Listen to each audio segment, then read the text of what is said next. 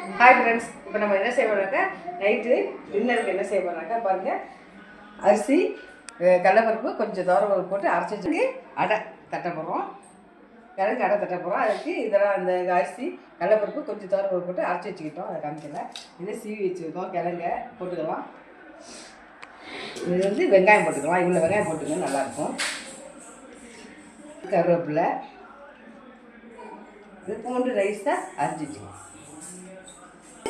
காரத்துக்கு கொஞ்சம் மிளகாத்தூள் போட்டுக்கலாம், தனித்தூள். உங்களுக்கு எவ்வளோ மாவு போடுறீங்களோ அந்த அளவு போடுங்க. உங்களுக்கு தெரியும், நான் தனியாக அரைச்சி வச்சுருக்கேன்னு அந்த தூக்கை போடுறேன். அப்புறம் உப்புத்தூள் போட்டுக்கலாம். அதுக்கு இவ்வளோ போட்டுக்கலாம். நிறைய இடத்துல மாவு அதனால இவ்வளோ போட்டுக்கலாம். அதுக்கு லேசாக கலர் கொடுக்குறதுக்கு லேசாக கொஞ்சம் மஞ்சள் தூள் கொஞ்சோண்டு போட்டால் போடும். கொஞ்சம் கலர் நல்லாயிருக்கும். அவ்வளோ கலந்து தட்ட வேண்டியதான்.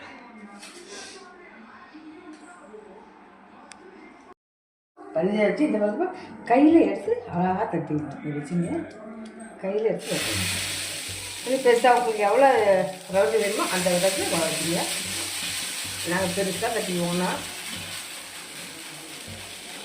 என்னமோ நம்ம செஞ்சு சாப்பிட்டு வந்தது. இந்த மரவள்ளி கிழங்கு உடம்புக்கு ரொம்ப நல்லது.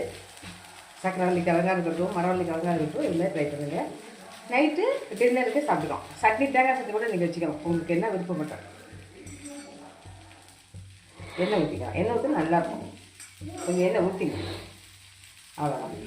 ரைட்.